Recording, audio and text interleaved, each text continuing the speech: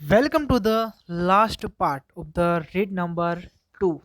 તો ફરીવાર આપણે છેલ્લા પાર્ટમાં તમામ વિદ્યાર્થી મિત્રોનું હાર્દિક સ્વાગત છે. હવે આ વિડીયોમાં આપણે જોઈએ કે જે પેલું રીચ અને જે દીપડી છે તે શું કરે છે ને કોનો વિજય થાય છે તે આપણે આ યુનિટમાં હવે લાસ્ટ પાર્ટમાં જોવાનું છે. તો આપણે ભાષાંતરમાં ધ્યાન આપીએ. અલીભાઈ કન્ટિન્યુ. હવે અલીભાઈએ આગળ વધાર્યું. The Views bear, 3 times the size of the mother leopard, stood up on his hind legs. એટલે કે ખૂબ જ વિશાળ રીછ જે દીપડી છે તેના કરતાં 3 ગણું વજનદાર અથવા મોટું જે રીંછ હતું તે પોતાના પાછળના હાઇન્ડ એટલે કે પાછળના પગે સ્ટૂડ અપ એટલે કે ઊભું થયું. He stretched out his big paws with strong sharp nail. તેણે પોતાના મજબૂત અને તીક્ષ્ણ જે નખવાળા પંજો હતો પંજાઓ હતા તેણે બહાર કાઢ્યા. He showed his teeth and growled. તેણે પોતાના દાંત દેખાડ્યા અને ઘુરકવા લાગ્યું. The mother snow leopard looked at him for a second. જે દીપડી હતી તેણે એક સેકન્ડ સુધી તેની સામું જોયું. And snarled અને ઘુરકી with a leap knocked down the black bastard. અને ઘુરકી અને એક કૂદાકો મારી અને જે બ્લેક મોન્સ્ટર એટલે કે રાક્ષસ થાય, પરંતુ અહીંયા આપણે રીચ લેવાનું છે, તે મોટા રીચને એણે નોક ડાઉન એટલે કે ઘૂંટણિયાભેર કરી દીધું. The whole valley echoed with the sound of their fight. અને આખી જે ખીણ હતી તેમાં આ બંનેની લડાઈનો જે ઇકો એટલે કે પડઘો હતો તે આખી ખીણમાં પડવા લાગ્યું. The snow leopard કે જે દીપડી હતી was swift and jumped out from side to side, tearing away big pieces of black furry skin of the bear. તો દીપડી કેવી હતી? ખૂબ જ સ્વિફ્ટ એટલે કે ઝડપી અને કૂદકાઓ મારી અને જે મોટું રીંછ જે રૂવાટીવાળું રીંછ હતું તેને કૂદકાઓ મારી અને તેને ટીયરિંગ એટલે કે ચીરવા લાગી.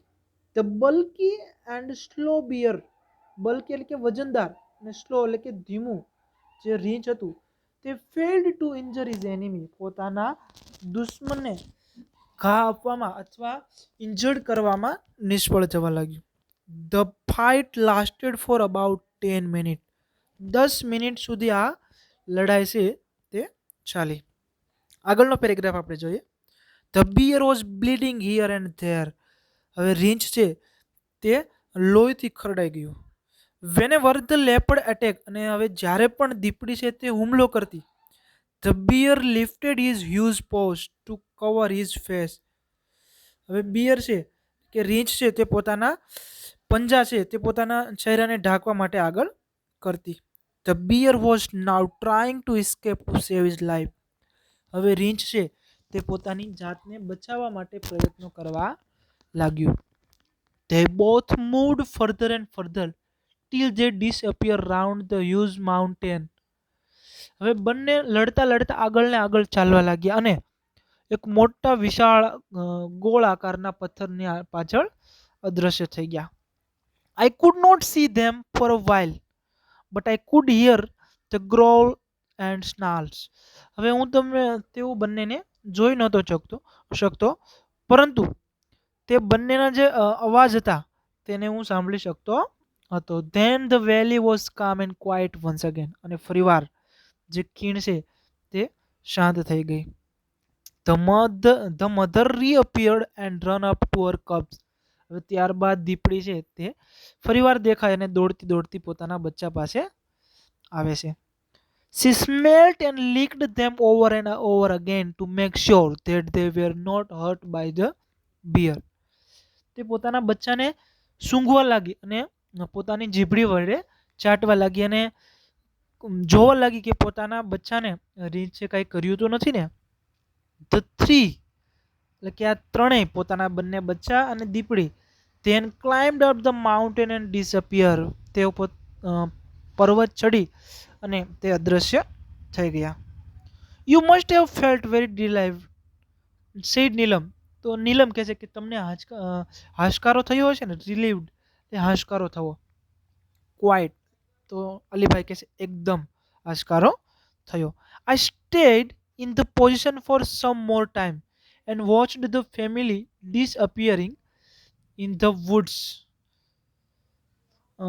waving their nails. હવે અલીભાઈ કહે છે કે હવે હું જે પોઝિશનમાં હતો એ જ પોઝિશનમાં હું થોડીક વાર રહ્યો અને આ જે ફેમિલી હતી તેને હું અદૃશ્ય થતી જોતો રહ્યો અને તેઓ પોતાની પૂંછડી હલાવતા હલાવતા અદૃશ્ય થતા હતા. I also waved my hands and said goodbye. તો મેં પણ મારા હાથ હલાવી અને તેઓને ગુડ બાય કહ્યું. But what happen to the bear asked Arjun eagerly. તો અર્જુને આતુરતાપૂર્વક પૂછ્યું તો પેલા રીંછનું શું થયું? God knows. તો અલીભાઈ કહે છે કે ભગવાન જાણે. All I know is that coming of the bear was a blessing for me. હવે હું તો ફક્ત એટલું જ જાણું છું કે જે રીંછ આવ્યું તે મારા માટે આશીર્વાદ ગણાય. કારણ કે બીકોઝ ઇટ રિયલી સેવ્ડ મી. કારણ કે તે ખરેખર એને મારી જાન બચાવી હતી. આઈ થેન્કડ ગોડ. હું ભગવાનનો આભાર માનું છું for saving the cubs and me to. મારી અને બચ્ચાની જિંદગી બચાવી તે બદલ હું ભગવાનનો આભાર માનું છું. તો મિત્રો આ રીડ 2 છે તે અહીંયા પૂરો થાય છે અને હવે આગળના વિડીયોમાં આપણે નેક્સ્ટ યુનિટ જોઈશું.